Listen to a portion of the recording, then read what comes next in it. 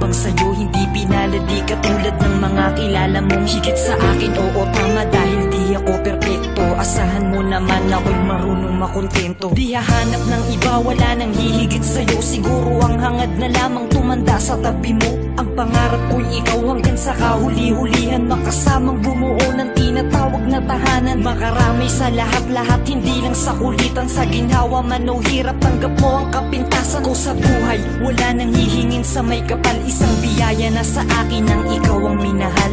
Ikaw ang minahal, ikaw ang minahal.